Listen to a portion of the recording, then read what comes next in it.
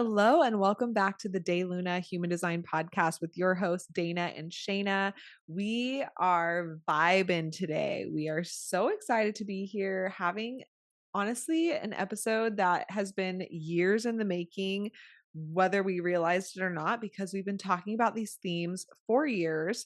And it's funny, in this episode, we talk about how every creation is years in the making always, and this episode is the perfect example of that because we dive into, time and space, we dive into dolphins, we dive into Hathor, Egypt, we dive into the fact that you're co-creating life all the time and the physical manifestations of that, like having a baby or having a business or a partnership or, whatever your life. And so we've been talking about all these themes kind of isolated.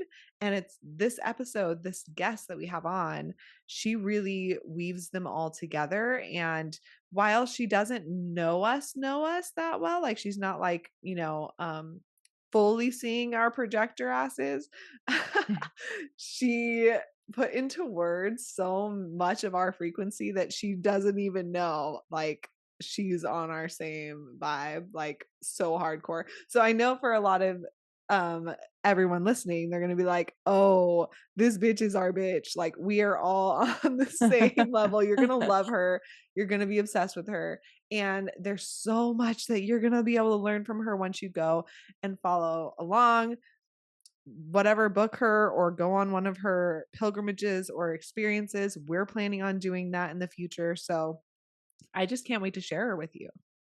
Yeah, and I did want to say that while we talk about the most beautiful and inspiring and magical things in this episode, we also get into kind of some touchy subjects around pregnancy, around conception and infertility, and even abortion. So I wanted to give a heads up that if you are feeling like it's not the time for you to listen to that, that's something to be aware of before continuing.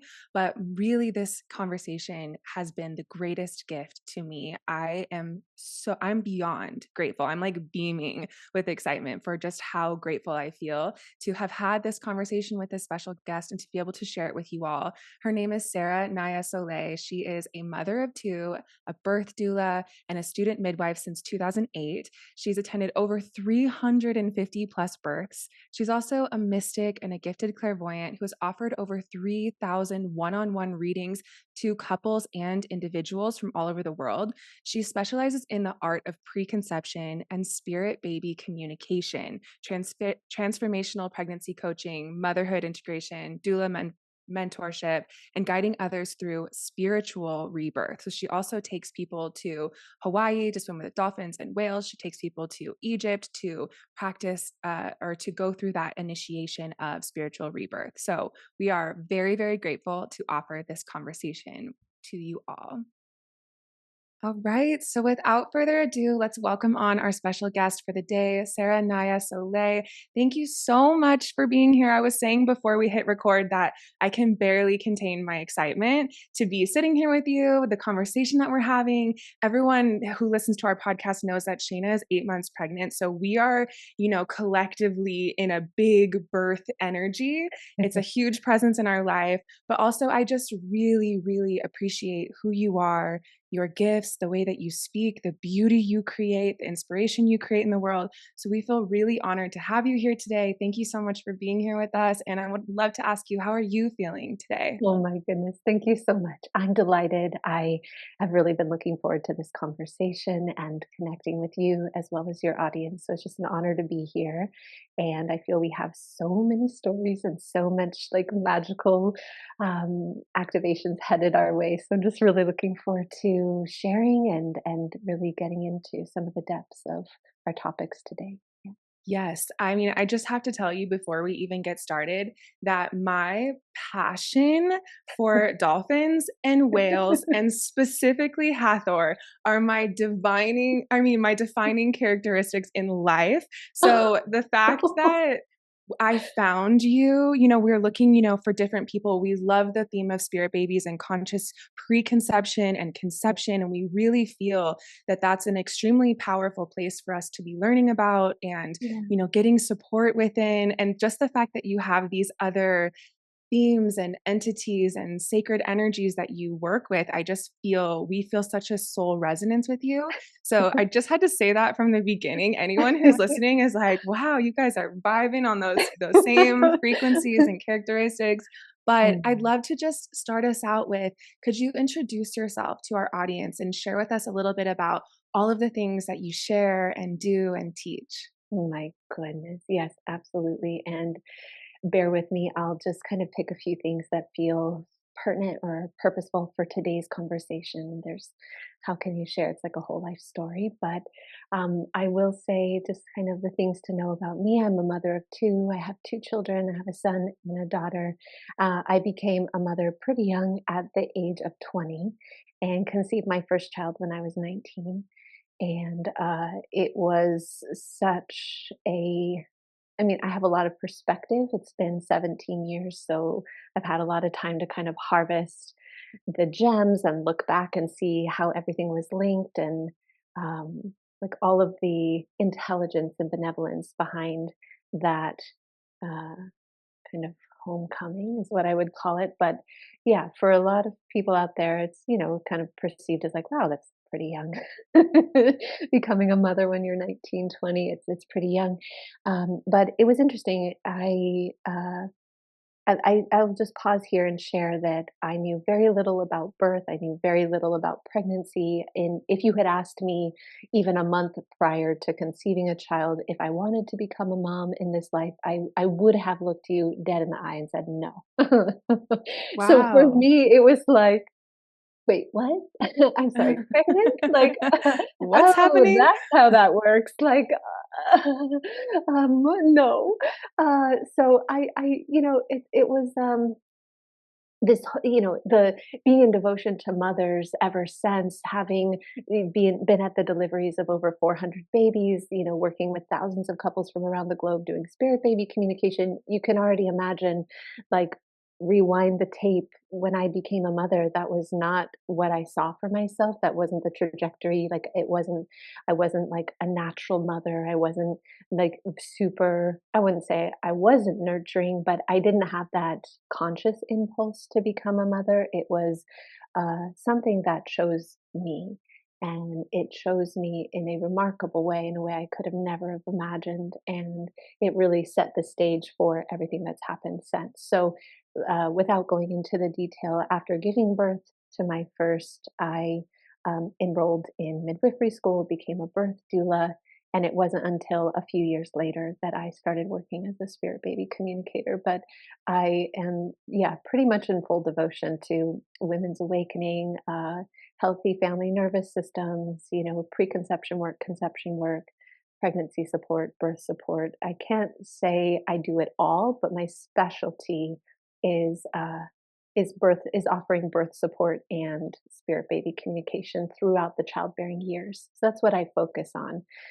But then, along the way, you're like, swim with the dolphins, lead trips to Egypt, and everything has actually. It's all been one journey. It's all been informed by this journey of having become a mother at a young age, and it's all woven together. It's like one tapestry for me. So it is a very unique life journey. It's a very unique life path, and I'm just so excited to share more. But that's kind of an overview, I suppose. Wow. Yeah. It's so amazing. It's amazing how your path really chose you and you like awaken within it. And it seems like it is so divinely correct for you. Like when we say correct, I mean like aligning with your soul's geometry. Mhm. So it's amazing that almost like your first child really ushered in a rebirth for you onto this path that you're here to guide other people with. Yes. Yes. In giving birth to him, if I were to just take this one piece, I was, his head was crowning, I was pushing, and uh, a explosion of light happened in the center of my brain, and a male voice spoke to me in my ear, "You know this in your bones. You know this in your bones." And as that was happening, his head came out, and I mean, I was 20 years old. I thought like yoga was kind of cool.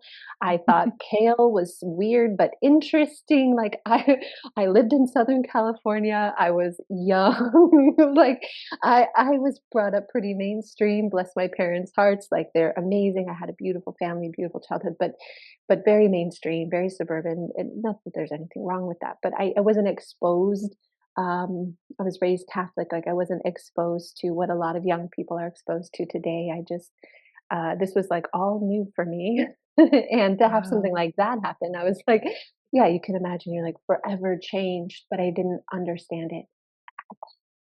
Yeah. Wow. Would you say that that moment opened up not just your interest in this path, but also like intuitive gifts for you? Or did you have intuitive gifts before that, but maybe that was a moment where you sort of owned it or remembered it? How was that intuitive path for you?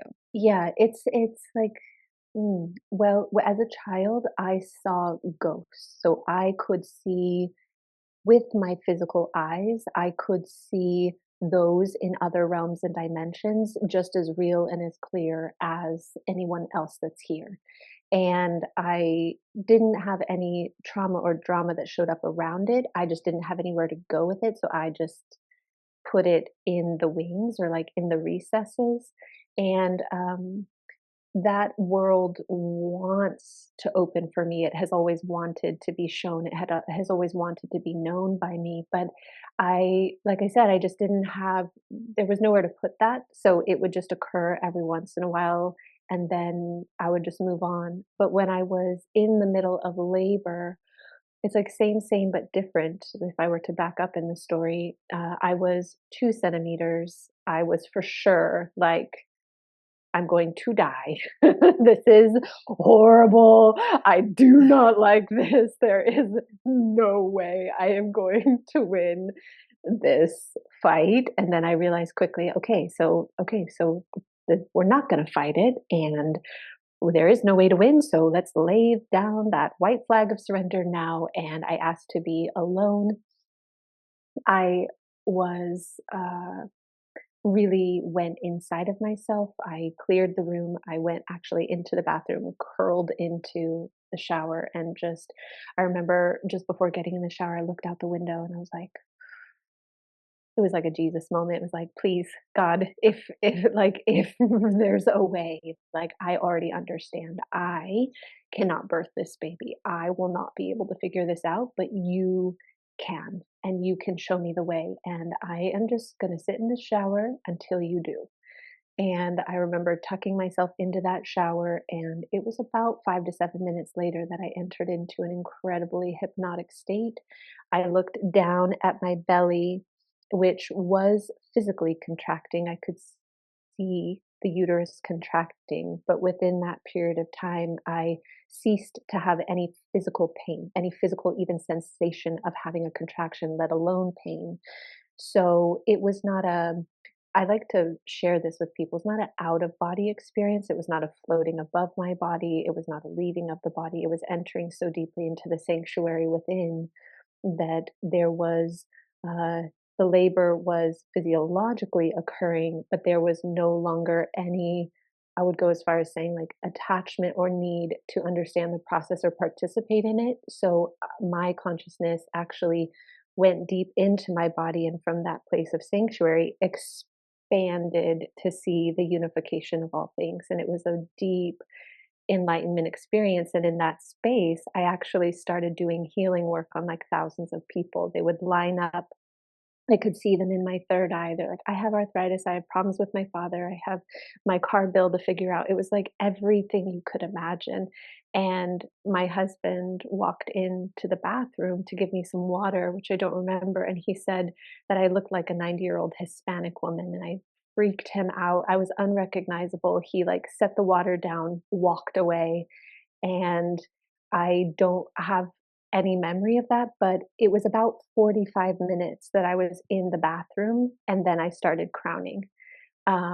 So I went from 2 centimeters to crowning with zero pain in 45 minutes, completely in like an altered state of expanded consciousness. And it was, I mean, that's same but different, right? Like that's just kind of like I wasn't necessarily on the other side or with those on the other side, but I was in such an expanded state of consciousness that it was like I could be omnipresent, and it was I was because I was so present in my own body, um, and so it was just about 10 or 15 minutes after crowning that the baby was born, and I had that explosion in my brain, and it's just like what. Yeah, Wow. I am blown away. Like I have chills the whole time that you're Me sharing, too. Full body and chills. yeah. it's how do you go, 19, 20 years old? How do you go from that super enlightening blast off into a, you know, Mhm. completely different frequency than you've been on Yeah, into every now like yeah. everyday life and figuring your shit out and Time to drive my car back to trying my to house and yeah, pay my yeah. electricity bill. Yeah, well, as every heroine's journey does, you refuse it. You say, "I don't know what that was. That must have been just some divine intervention." Doesn't actually like even the lens of my imagination once I quote unquote like came back, but really once I had the materialization of that experience in my arms, my son, like I knew I was forever changed, but even my imagination in that moment could not even comprehend what just happened. Wow.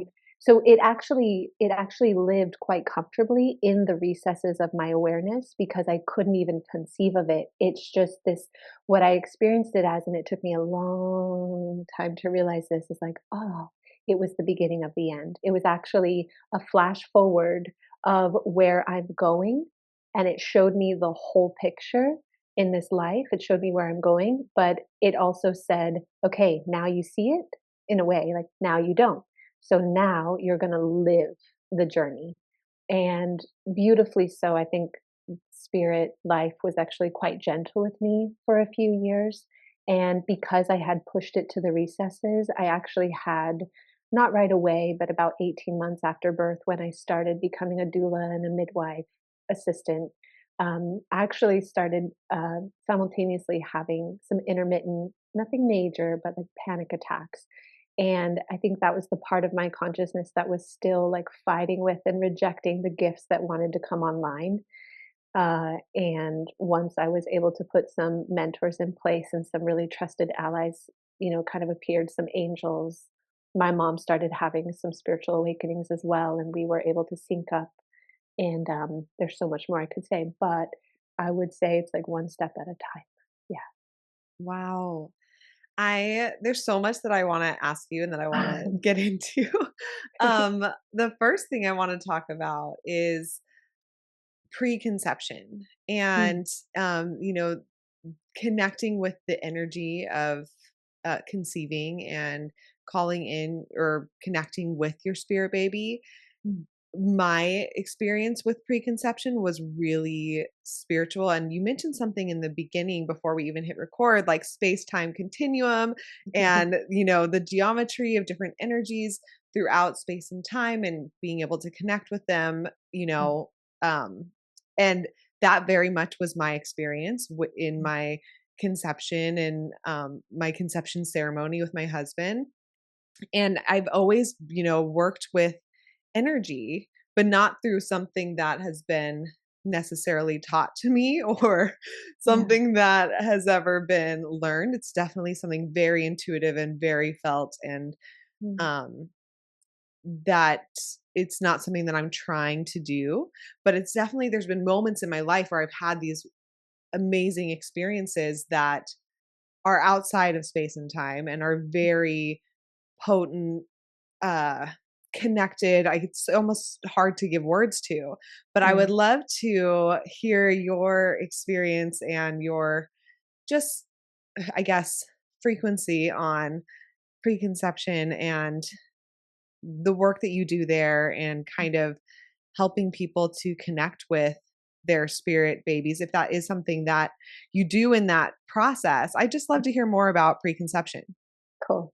Yeah, I just want to start with what you shared, working with energy, understanding geometry, maybe even some of like the rituals and ways we can start to bend time or transition into an altered sense of time, because I think there's many ways of looking at this and there's many ways to discuss it, but one of the things that I heard in your share is like move beyond space and time, and what I would add, like, as we've been taught or as we've been told what it is, because there are a multitude of uh, dimensions and realms that we express ourselves. And so many of us, not good, bad, right, or wrong, but so many of us have been um, invited to experience life through a particular lens when it comes to time and space, or space and time. So when it comes to preconception, I'm going to bridge all of this together, but when it comes to preconception, what we're essentially doing is we're communing. Should we choose to, sorry, when it comes to preconception, there's, whether we realize it or not, there's a communion occurring before a child is conceived. For those of us that choose to engage in this process more consciously, it's not, I don't see it as like better than, because I do believe it's part of the design. I believe it's happening no matter what. And then there is becoming conscious of it, becoming aware of it. Um, so spirit babies, let me start here. Spirit babies. So actually, they're saying back up the train even more. Okay. So when I teach a workshop, one of the first things I say is that the classic question, the most asked question, is how do I know if I'm communicating or when I'm communicating with my spirit baby? And what I love to share right up front is like, well, you're never not in communication with your spirit babies. Because, and like something to consider is that spirit babies are our ancestors. So, ancestors being at the very least 7 generations that come from before, 7 generations that are yet to come. So, spirit babies are ancestors that live likely in both a past and future timeline. Um, Wow. so, we can pause there. Wow. Oh my gosh. Wow. Sorry. Okay, It's please okay. continue. Right? It's exciting. Yeah, and you're never not communicating with your ancestors. You are an ancestor. You're a living ancestor. You have their blood and their bones, you're made of them, and your blood and bones will go on to produce those who come. So you you're the living ancestor. You are the past, you are the future. You are always in communion, you are always communicating, you are always connecting. You just don't realize it, or we've been taught to fear that connection or communication, so we've stopped looking, we've stopped asking, we've stopped wondering, we've stopped witnessing, but it doesn't mean it stopped happening. So when it comes to preconception, I'll use my example. I did not consciously want to become a mother. My conscious awareness was not on board with that. I wasn't saying that. But a few things I can point out about my story, particularly, is that I didn't consciously even know this because it was kept as a secret from me. But my parents conceived in the same geographical location that I conceived in. And my mother was the same age as I was when she first conceived, but my parents had an abortion.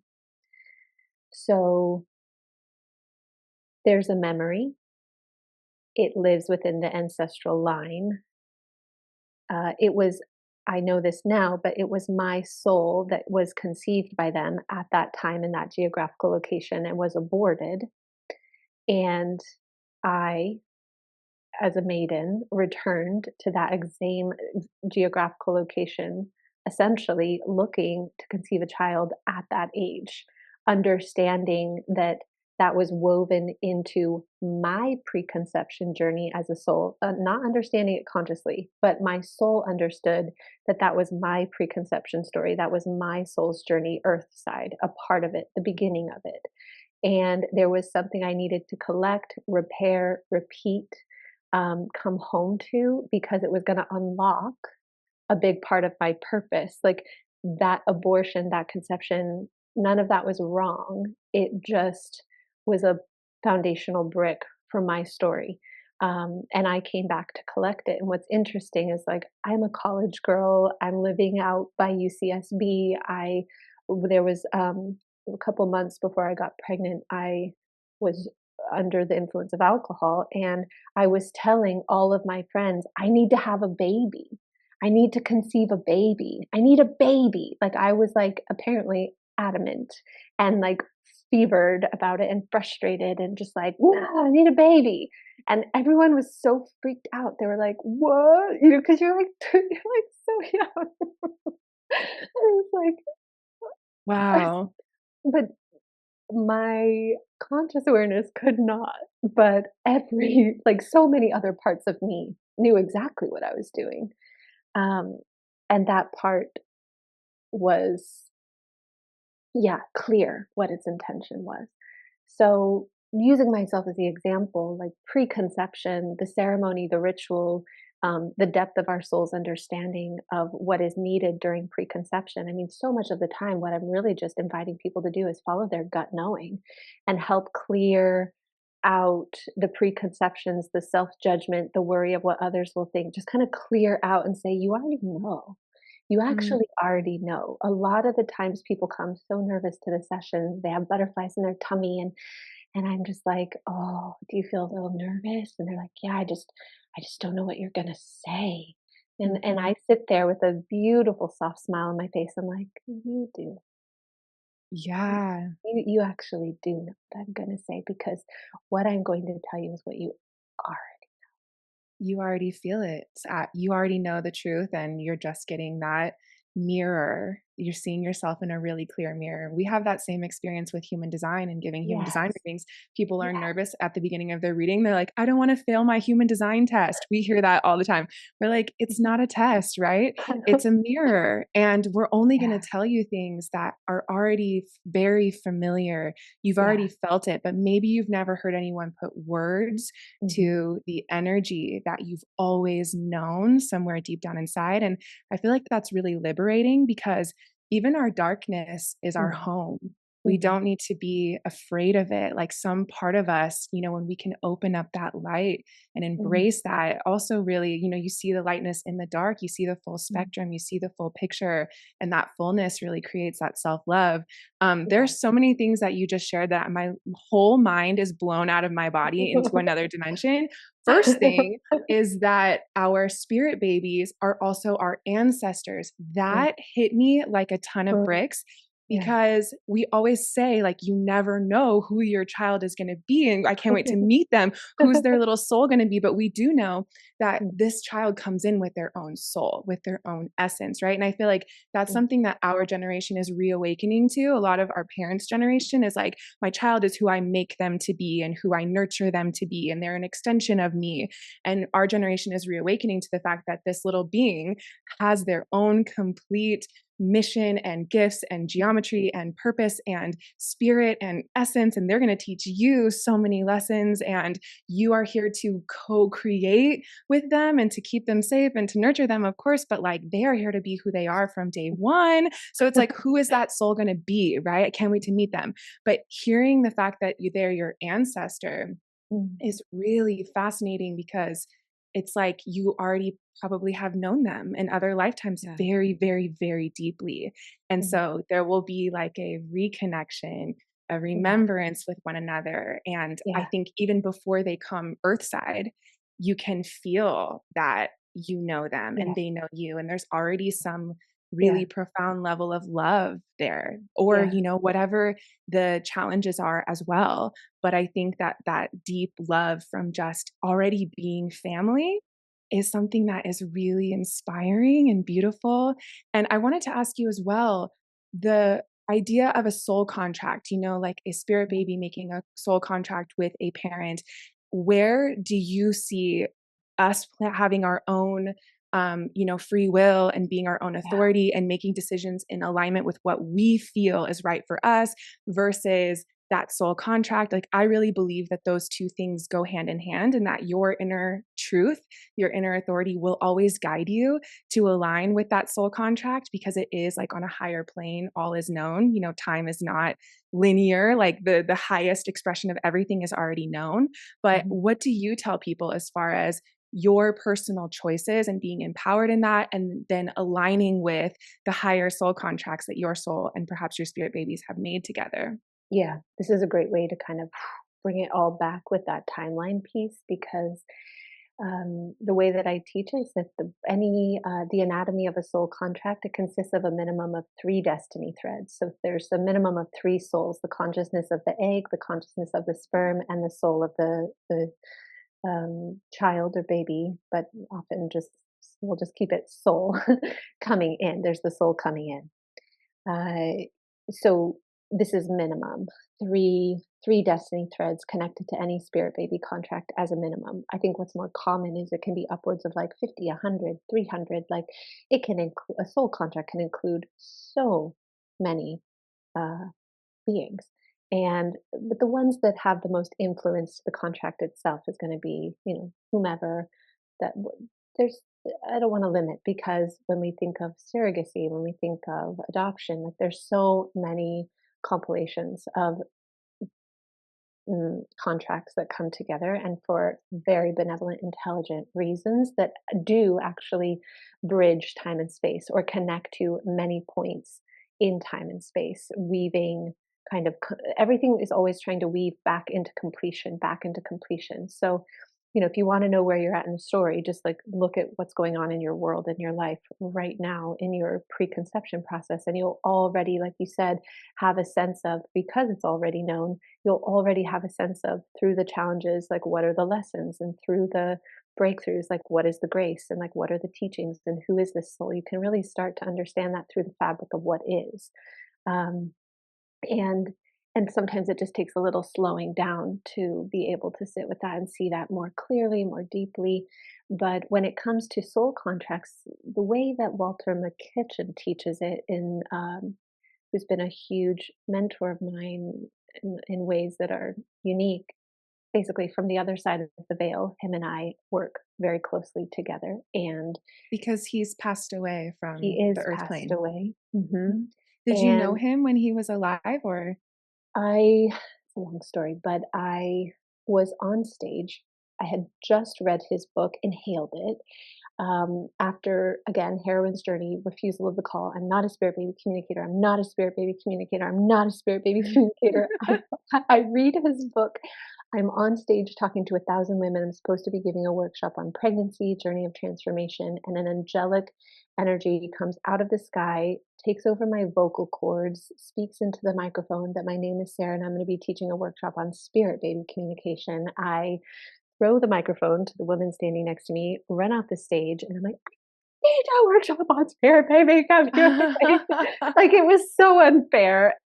And I was so, like, beside myself. But then I pulled it together and I did, and it was gorgeous. And it was just one of those, like, I could feel the whole conversation happening in my body. When I went to bed that night, Walter came into my dream. I knew it was him. He told me it was him. He opened up a chalkboard and he was like, okay, you did this really well. Don't forget about this. Make sure this is more experiential. When you talk about this, make sure you connect it to this. And he was like, by the way, you said about that.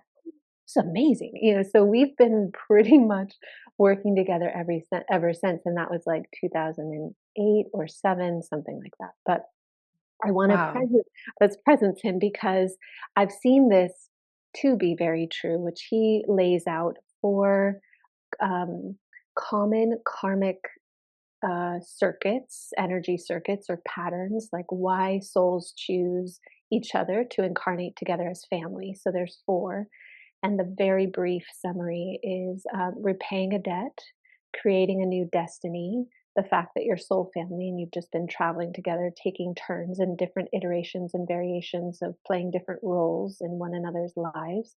And then there is creating the destiny, sorry, preparing. Unfinished business. Thank you, unfinished business. That's it. Yeah. And Yeah. all of them, the way that I interact with them, I don't source from them a lot. It's not a big part of my work, but I love teaching about what these things are and how they function. But I think the brief of it is that I kind of experience it as, well, let's go back to, there's three main destiny threads, and each one of them, as we all do, have free will.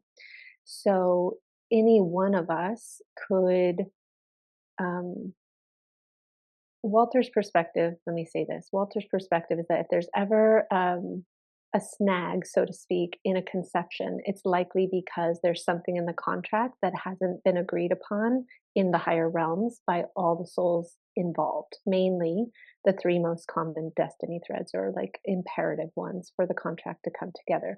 I think that's a bit of a generalization, but I see how it can be true. It's not always the case. Sometimes I find that it's actually, yes, we have free will, and I would say there's free will and there's also sovereignty. And I don't always look at those as the exact same thing. Having access to our sovereignty actually, for me, means having access to our pineal gland and having access to um, traveling through time and space in particular ways that allow us to understand some of the more complex layers of why things are set the way they are, which kind of gives us the opportunity to engage with our free will, how we want to navigate time and space. But sometimes I think we're operating free will of like I could have utilized my conscious free will to say, when I found out I was pregnant, like, no, I don't want to be a mom. But what was really interesting is when my partner walked up the stairs, I knew just by the weight in his steps. I was like, "Oh, shit." And he walked around the corner and he was like, "We're pregnant." Because I had him go downstairs and look at the test because I didn't want to do it.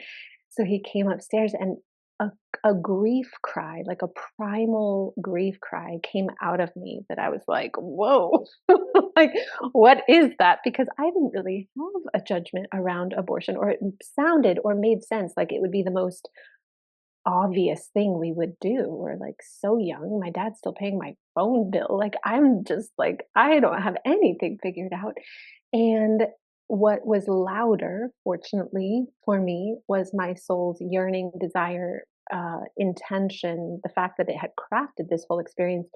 I was able to surrender my free will to my soul's desire, which was to move forward, irregardless of logic not adding up. Like, logically, no, that didn't make any sense.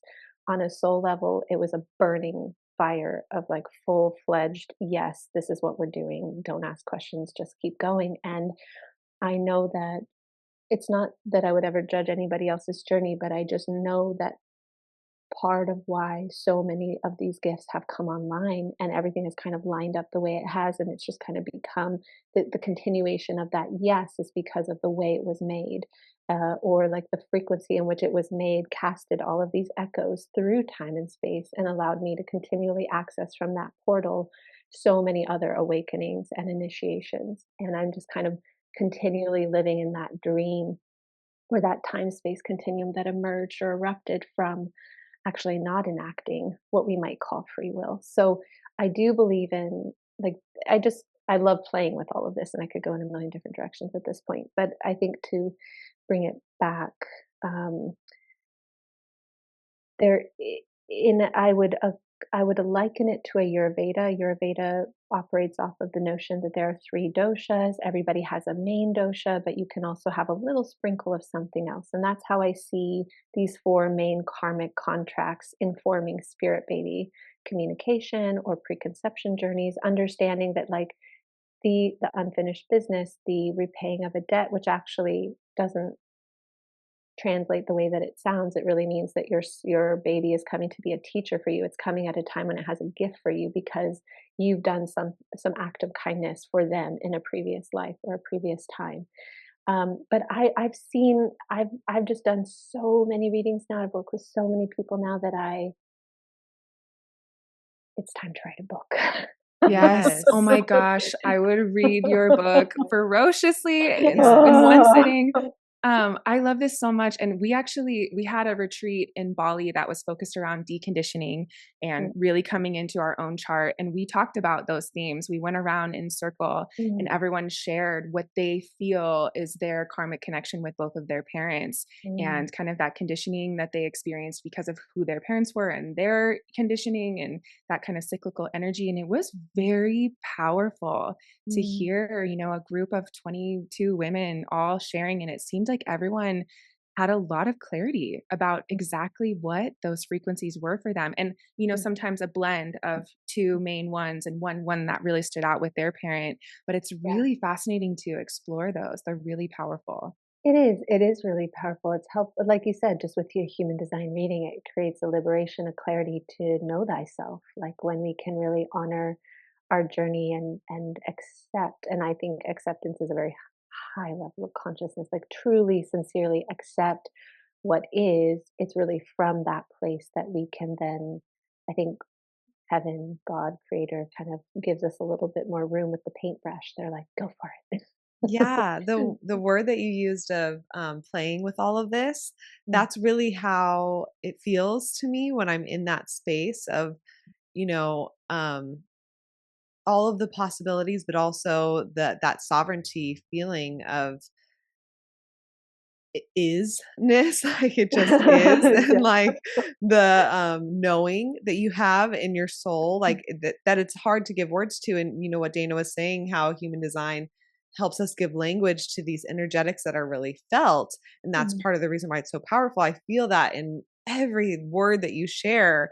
I'm like, yes, that is what I have been feeling, or that is what I experienced then, and I just didn't have the words to put to it to understand. But even that chain of, I don't even want to say chain, but like the expansiveness of like the generations to come and then the generations before, and that lineage or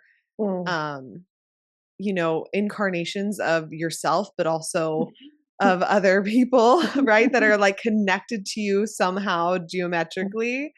That is my husband and I both in our conception. I had this knowing, and everybody, kept saying like, oh, how funny, you think you're gonna, get pregnant on your first time. And like, that's so cute. And, whatever. And I was like, I just know, like, I know that that's going to happen. So I want to be really intentional with the timing and when I want to do it and all of that. And I had this just knowing. And in that weekend that we were, trying to conceive, or doing our ceremonies, we had one like on Saturday that was like, okay, it was amazing. It was beautiful. But it was like, I just felt like, I don't know, like normal.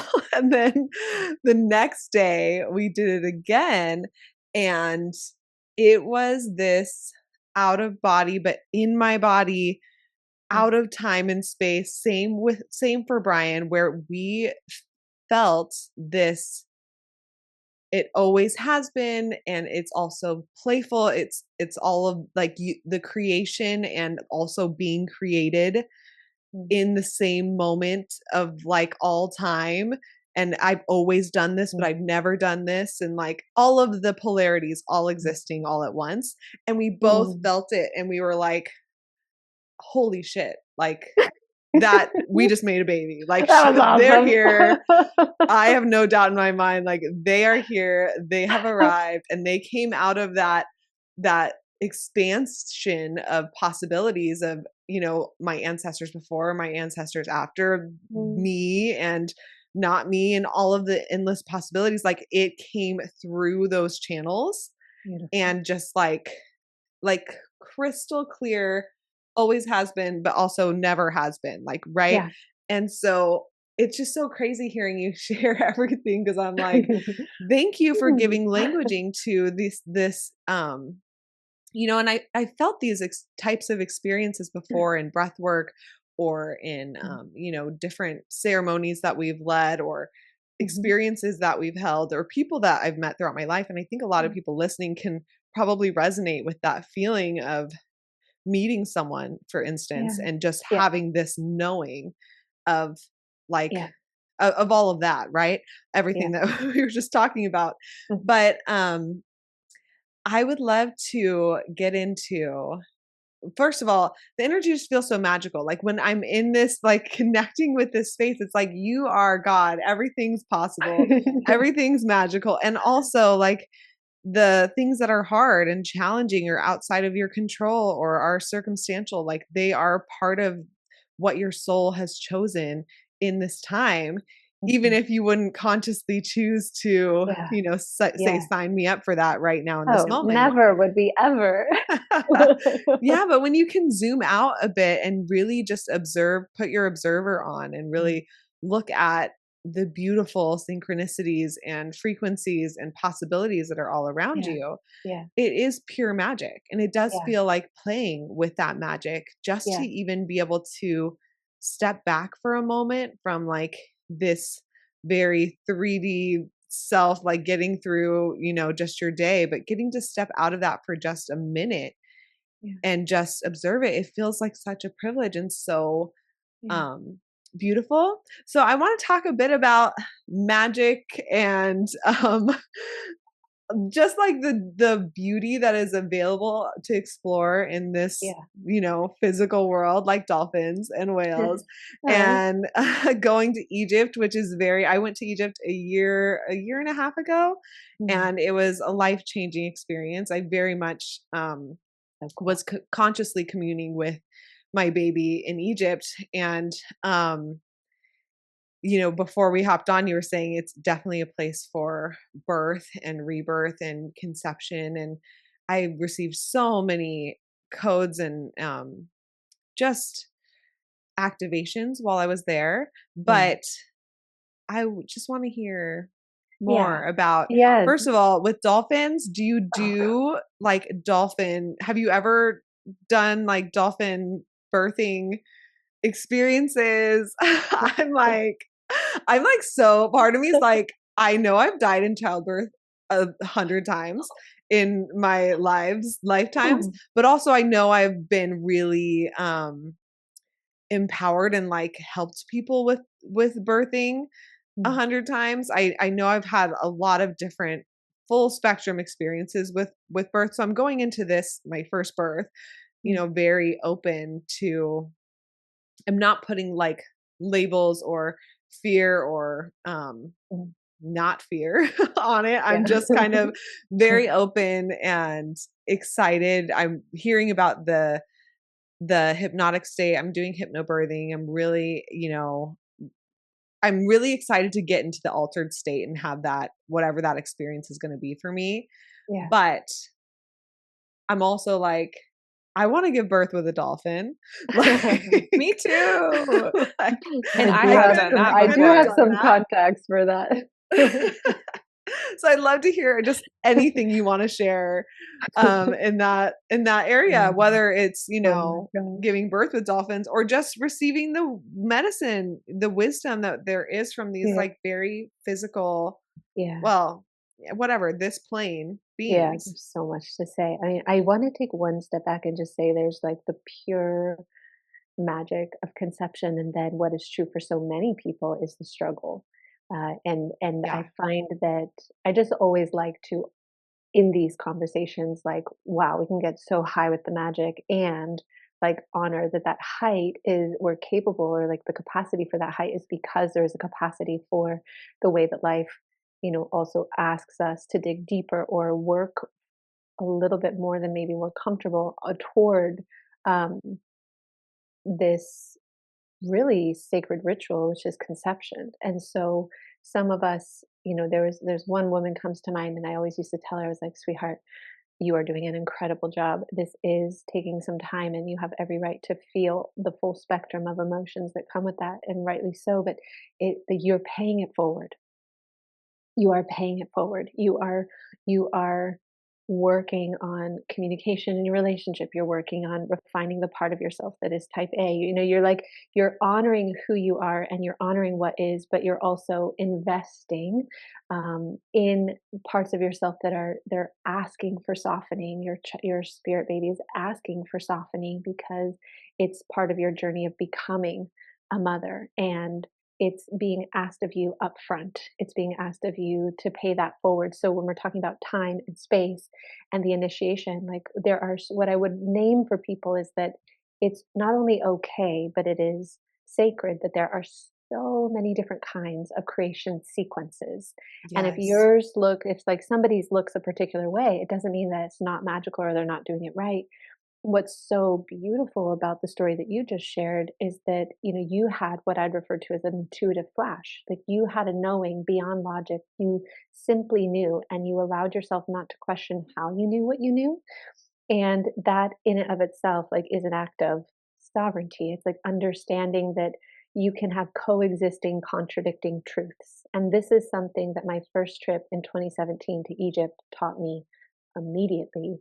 And one of the ways it taught me was through the landscape. The river Nile flows in opposition to the majority of rivers on this planet. And Upper Egypt is actually southern Egypt, and Lower Egypt is northern Egypt. And there's all these ways that the landscape, through play, and like if you're really looking and if you're really paying attention, you're like, And so one of the things Egypt taught me immediately was like, make room for coexisting contradicting truths. When you get really comfortable with that, you can really start to play. And that's why I would say, well, there's time and space as we've known it, or we could even say there's the Gregorian calendar. There's also the Mayan calendar and the pagan calendar and the Hindu calendar and the Islamic calendar. And there are actually all of these different wheels of time. And there are in that like so many creation sequences, each of them having their own intelligence. And again, if we were to link back, it's like the one you're gifted, the one that you're given, often, if not always, connects to that of your own beginning, connects to that of your own soul's intention for being here, connects to the lessons that you've agreed to in your own unique contract as a destiny thread on this earth or a soul on this earth. And then there's a way where that so beautifully starts to blossom in correlation to that of your partners and that of your child to be's and your late grandmother and like your future great granddaughter, and even some threads that we can't visibly see or we don't have contact or context for, and yet it doesn't mean they're not informing. So when we're doing the preconception work or spirit baby work, sometimes people are surprised that the first 20 minutes we're talking about their grandfather or their stepfather or their brother who died when they were 9, or the abortion they had when they were 16, or the partner they had in college. Or it's kind of amazing to people. It's like, wait, I thought we were talking to my spirit baby. It's like, well, yeah, we are. Trust me. They're very clear what they want us to look at, what they want us to focus on. And to kind of continue with what you were asking, is like, for me, I was mentioning before we hit record, it's like, wow. So for the dolphins, when I was pregnant with my second baby, I, in pregnancy, felt dolphins swimming in my womb and was like, okay, I know this sounds a little crazy, but why do I feel like my baby is like half in my body and half like, swimming with the dolphins in Sirius, and I have dolphins swimming in my womb, and what is going on? And I started to have such I would say, obsession for dolphins and whales. And it was during that pregnancy that I was like adamant, oh my gosh, I have to swim with them. And it wasn't until a little later on that I did start swimming with dolphins and whales. But they were, even in my pregnancy, they were communicating with me in my dreams. I could feel them in my womb. They were like, you need to bring wombs to us. You need to bring the babies to us. You need to help us connect. We have technologies, we have frequencies, we are able to communicate in deep ways. We can help turn on different parts of your brain with our sonar, with our clicks, with our frequencies, with our songs, with our sounds, with our memories. And so when I started, before I even became a spirit baby communicator, I started leading preconception retreats in which we would go swim with the whales or swim with the dolphins. And it was kind of how I came out of the closet, if you could say. It was like, for some reason, being a spirit baby communicator felt like too much, but I was like, oh, but this feels normal. Like, we can, like, we'll just go swim with dolphins and whales and you can have your baby.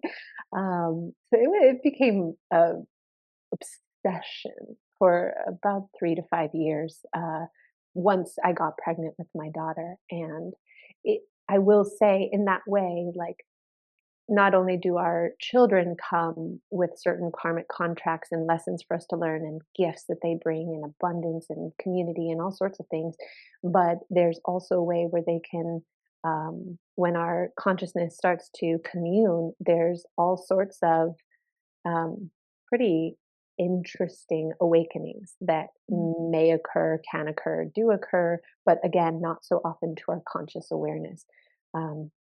But if you follow your fascinations, if you follow, your kind of cravings, so to speak, and I'm not just talking like ice cream and hamburgers, but if like you really listen in your pregnancy journey, there will be a lot of rebirth and awakening and new keys and codes and remembrance that starts to come online. And it is preparing your nervous system and your brain and your consciousness for stewarding the life that's coming. Yeah. Wow.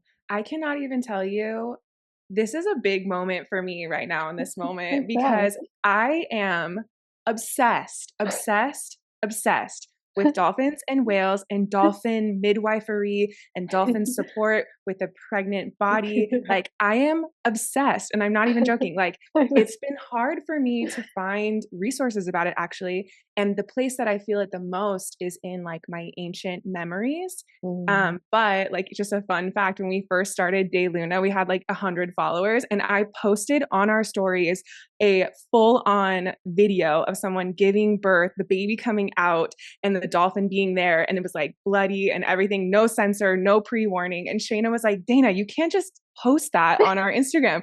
I was like, oh, I can't. And it was fine because we only had 100 followers. It was also back when, Instagram was a little less raw, like raw. I feel like now I see some crowning but videos with like here a disclaimer, like a like, okay, we're going to post this. It's your choice to, and also we're like a human design account, like nothing to do with any of that. But like, I was sorry. It was an impulsion. It was, I can't help who I am. It was open the story, crowning moment, dolphin, incredible vagina, baby, which is beautiful, but just very shocking for, the average person who's like, what's my type? My generator? Yeah. What's my profile? Oh, dolphin birth. And I like to watch dolphins. I've only found a few videos of dolphins giving birth in the wild and watching their process and how the other female dolphins come and they rub the baby to share their nervous system programming with the baby and to transfer that. And I've had like a medicine journey where I transmuted and shapeshift into a dolphin, and the experience of singing and creating these geometric shapes that you project out, like healing people, and like, I'm a dolphin kind of girl. So honestly,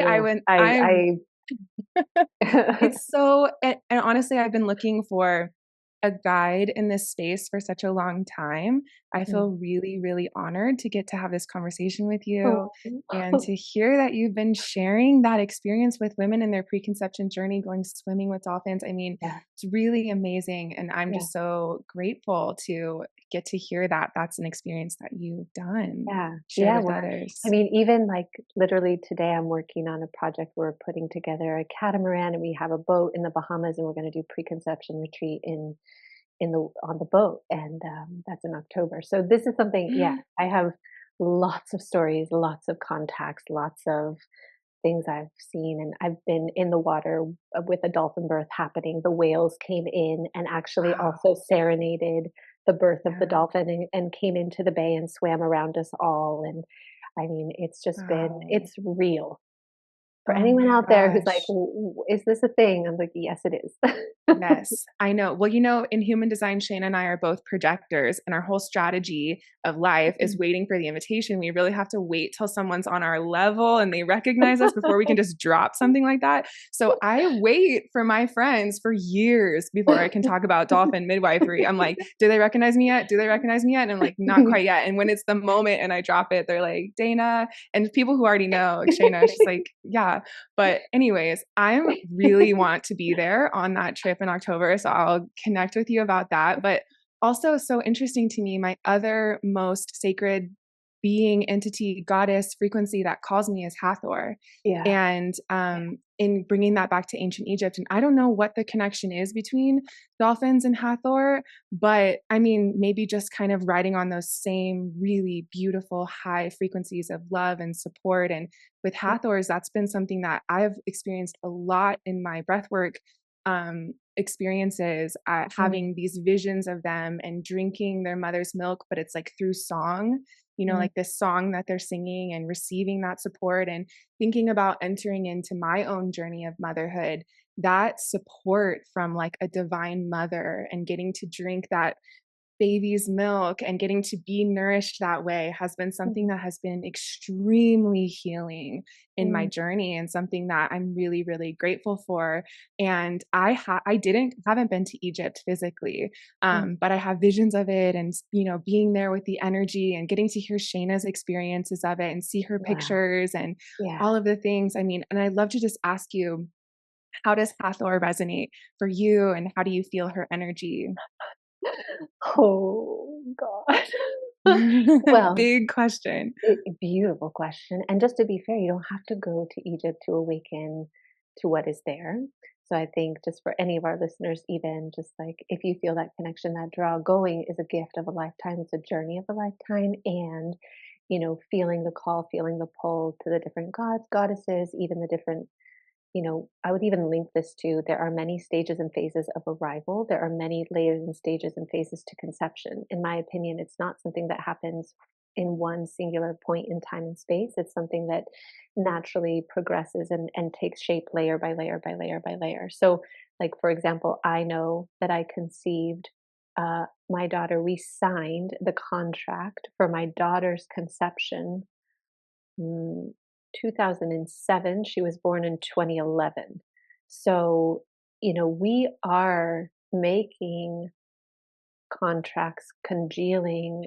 Um, like, for example, I would even say if you go to Egypt, you have likely made that decision many times over in many lifetimes, and it comes in stages and phases of arrival. And it's actually designed to, because anything we can conceive of, even if it's, we're talking about the conception of a child, but the conception of ourself, the conception of a part of our journey, a conception of, a relationship, it all works. It's all a creation sequence. So it all actually kind of works the same way. And Hathor is historically known as a conception pilgrimage, like the Temple of Dendara, which is her temple site, is historically known as a pilgrimage site for those seeking to conceive. So remember, I just said anything and everything in our life is a creation sequence. So the rites and rituals performed there, it is a temple built upon a temple. And so even the temple we are interfacing with today, even the hieroglyphic scenes, the codes, the crypts, the rooftop, oh, there's so many codes. Oh. And there's actually a significant amount of codes in upstairs chambers that actually on the third floor that have a lot to do with death and dying, and understanding that creation sequences are also adherent to a revolving door. And Egypt is that way, I would say, at large. Like, there's a dolphin hieroglyph actually in one of the tombs in the Valley of the Kings. I have photos of it. I could tell you exactly which one, but I'm always Wow. looking for the dolphins in Yeah. Egypt. And I've swam with dolphins in the Red Sea, so they are in Egypt. Yeah. And they have a variety of dolphins in the Red Sea, and they are so interactive and playful. It's unbelievable. Wow. But I would just say with Hathor, uh, you know, Hathor has been my number one teacher. I mentioned to you, dolphins have taught me so much about telepathy. Hathor has taught me so much about time and space. She's a divine mother. We celebrate music, sacred sexuality, women's rites and rituals, the blood mysteries, conception, fertility, birth, pregnancy, you know, dancing. I mean, there's so much sistrum, and music and sound is such a part of her medicine, but time, being able to alter, bend, shapeshift time. And the seven Hathors, also maybe we could link them to the seven sisters, and or Pleiades is also, she's very connected to the dolphins and whales that frequent the consciousness of the Pleiades of Sirius. Sirius is one of the most predominant stars in Egypt, in Egyptology, in the mythology of Egypt, and so much so that a lot of the Mamises, or what are also known as the sacred, essentially like birth chambers of the temples, are in alignment with Sirius. And there's a lot of Pleiadian connections and alignments as well. So, I mean, I'm just trying to do the overview. Yes, I Yeah. am drinking up every word that you're saying because these are the Sirius and the Pleiades are the two places that call me the most and I feel that most resonance with. And of course, like the dolphins and whales and Sirius and then the Hathor and Pleiades, I didn't quite realize that they're so Mhm. interconnected.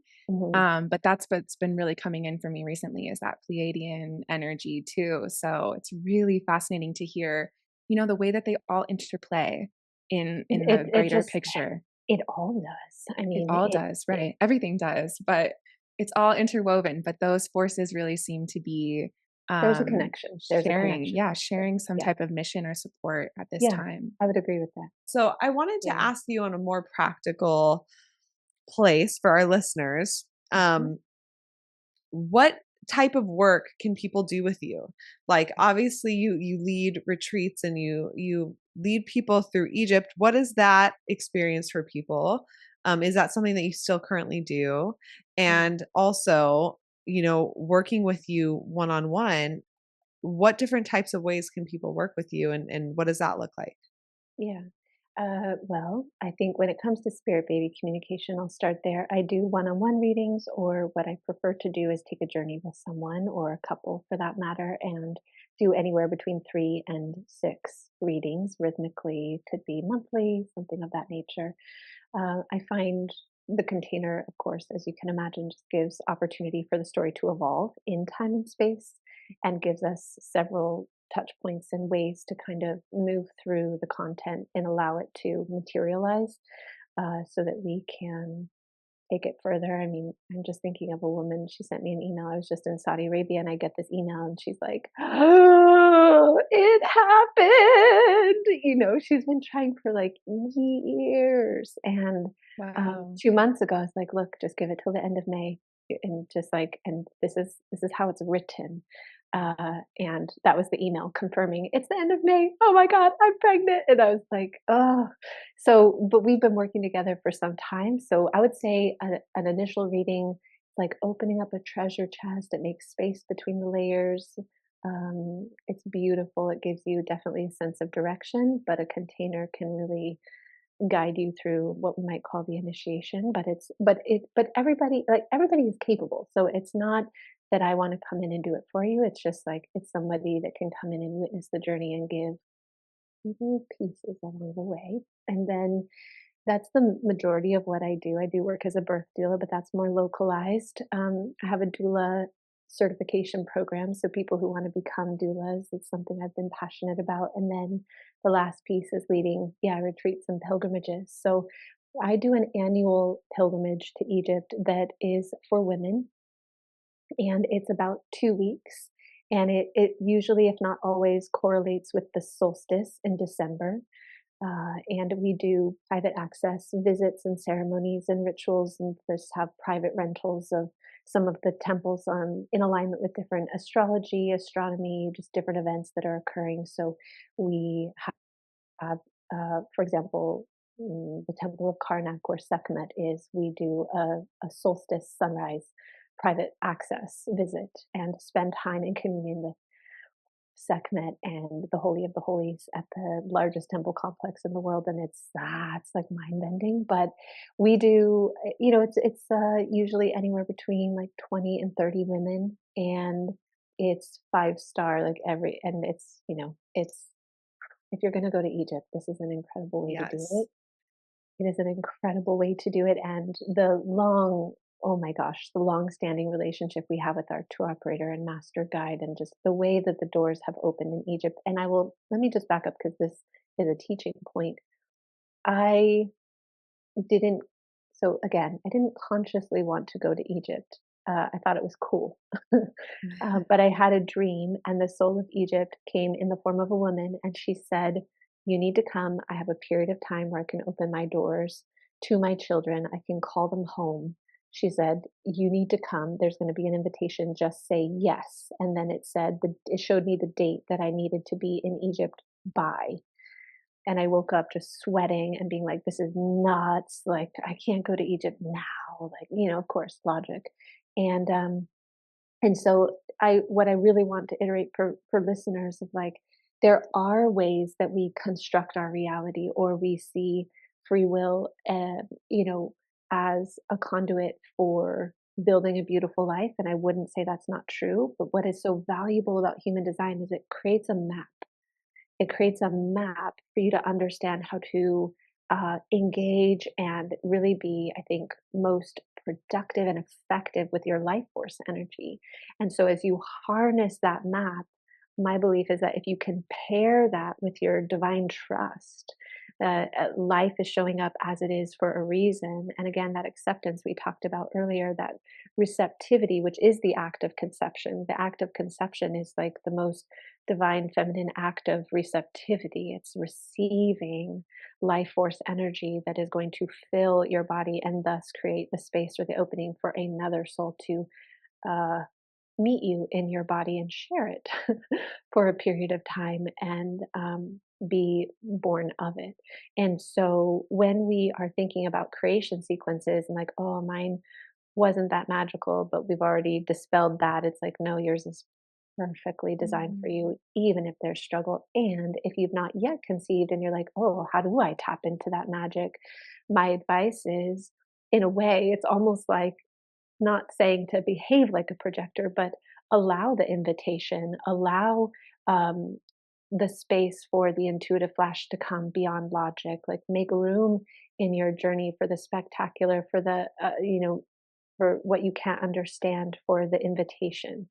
And it's not wrong to pursue something. It's not wrong to build something. It's not wrong to desire something, but that desire is also connected to a greater pull or a wider contract or a deeper conversation through time and space with just your soul or that of others. And so can we all just enjoy allowing the magic to unfold, because it does want to, no matter what our design type is. Like, the magic does want to move through us. Yes. And like I said, you don't have to go to Egypt to enjoy the magic of it. And if you're invited, or if you feel the desire, like, give yourself, my only advice would be, like, from what I just shared, is really give yourself permission to play with, um, like, what is the right sequence for you, and what is the right time, and what is the right invitation, and regardless of what your design type is, just understanding that, um, you know we can move through the world in a lot of different ways, we can create in a lot of different ways, and there's no wrong way. We're always supported, we're always right where we need to be. But if you're really seeking that magic, um, you will need to lay your sword on the altar and be ready to embrace, like, spontaneity and things you don't understand. Yeah. And Yeah. I love that so much. It's with our journey with human design, the presence piece of everything that you ever could need access to live your dream life, if you will, like in this present moment, it's all right here in front of you with this email, with this text, with your coffee, with Yeah. the air that you're breathing, with the trees or the walls that are around you. Like there's so much information around you all the time, and in your energetic body, in your field, there's so much information there Yeah. that we can't necessarily, like you said, have conscious awareness of or Yeah. context to, but you can, just by listening to your body, listening to your authority, whatever that is, how we would word it in human design, Mhm. this moment, like kind of has the potential to turn the compass or align your trajectory with where you're meant to be going, and let that magnetism do a lot of the work for you.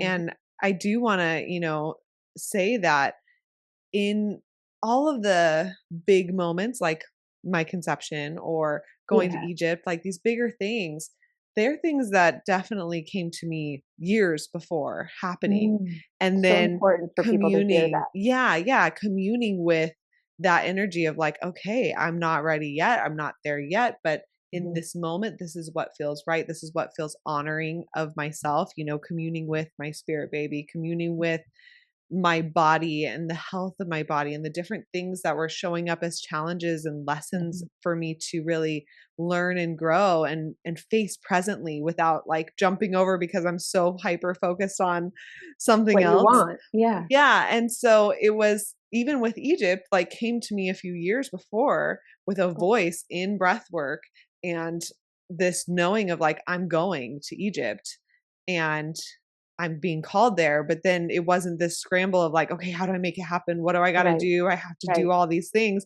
It Right. was just this Yes. pull, this magnetism of like, okay, but what is here in this present Yes. moment? What Yes. feels aligned to me in Yes. this moment? And then Yes. let me just honor that. And I know that it's going to happen because I just have this knowing that it will. And then Yes. I literally, coming back from our retreat in Costa Rica, we did a human design training there. Um, I said to Dana, I'm going to be in Egypt this time next year. And I just knew, like, I'm going to be. And then I found the place and it was all sold out, like the people leading it, and very spiritual and everything that you just described, Yeah. private access, all the things. Yes. Um, and I was like, I'm going with this group. I mean, it is all sold out, but I don't know why me and my husband are going. And Dana's like, okay, like it's supposed to be you and me, or is it supposed to be you and your husband? I'm like, Yep. it's supposed to be me and my husband. Like, I know, like you can totally come, but Of I course. know that we're going no matter what. And then like 2 months before the trip, I had literally just been like, it's happening. I just know. And then Mm. they reached out like, hey, we had 2 spots open up. Like, great, bought our tickets, we're there. And so I do want to just say that all of Beautiful. these things are years, right? Yeah. Like Yes. years in the making, not like Yeah. I'm just so aligned that I'm conceiving on my first try. It's like, no, I've been conceiving this baby for 5 years. Yes. And that's what I want everybody to know. It's meant to take Yes. years. It's meant to. Yes, I've been singing to her every day, literally for years. I've been, and Yeah. not even consciously like doing it as a practice, and that's what you have to do to conceive. Get it Really, right. just in Yeah. this present moment, what feels aligned in my body, and just trusting and surrendering to it without judging it or questioning it or having to ritualize it or put it Yeah. into a box of this is what you have to do. It's some formula, but Mm. really just in this present moment, this is what's coming through me. And I don't understand it, but I'm just doing it because I'm on this ride. I'm Right. on this ride and I'm Yeah. So that's your co-creating with life. superpower. You have a capacity for allowing things to ripen and for receiving a vision, like we said earlier, outside of time and space, and being able to hold that in trust that although you don't understand how, you just simply know. Yeah, that And it's happened already. yeah. It's already And for happened. some of us that is an easy access point, but I will say it's a little bit advanced. And for the majority of people, how they start to get those glimpses is through dreams. Because a Mm. lot of the times our ability, our conscious awareness in the waking has so many preconceptions, so many judgments of self and other or conditioning that we just can't seem to soften enough to receive those types of insights. But when we're in dream time, we're softer, our preconceptions are a little less, we're a little less like connected to them. So there's room. And so I think for you to be able to have access to that is such a gift. And it's something that can be developed by all of us, but for some of us, it's like it's a more advanced access point. I Yeah. love what you said about dreams. It's Me too. 100% so powerful. And I feel like that's a really Yeah. good place for people to start if they're Yeah. not sure how Yeah. to open that up, like Yeah. just paying attention Yeah. to your dreams in general, just trying to remember them, just giving them your awareness, setting that Mhm. intention to remember them so that you can really be present in the dream and Yeah. receive is like an Yeah. amazing way Yeah. to really deepen Yeah. that intuition. Inviting any communication or insights or messages or support that you can't quite receive in the waking, inviting it to be sent to you in the dream time, be it to your conscious awareness to be remembered or to your higher self so it can be reflected down when it's Yeah. time. So Yes. there's different access points, but I think again, cultivating the magic, welcoming. Um, I love that you just shared that part of your personal story of like, yeah, it like we could look at it as if you conceived the first time you tried, but the truth is you had been working toward this for years. You had been listening and honoring the journey for years. And so that knowing was just so right that you were you were even able to go 3, 2, 1 now. Blast off. Literally. And that's The what Blast exact off. feeling. it is, and that's what I do in the spirit baby communication work. I can get to the point with a lot of people. I'm like, right now, it's going to Yeah. happen. And So every amazing. experience that came to me in, let's say those 5 years, it was like okay, we're on a 4, like, and then, the next one, like, okay, 3, but we're not there. And everybody keeps asking you, So typically for women, hard, when are you Mhm. having a baby? and When are your you having a age, you're baby? getting older. It's like Yes. And so much it's like, pressure. we're not like, we're on that countdown, if you will, like Mhm. not the typical countdown that we would think of when we say that word.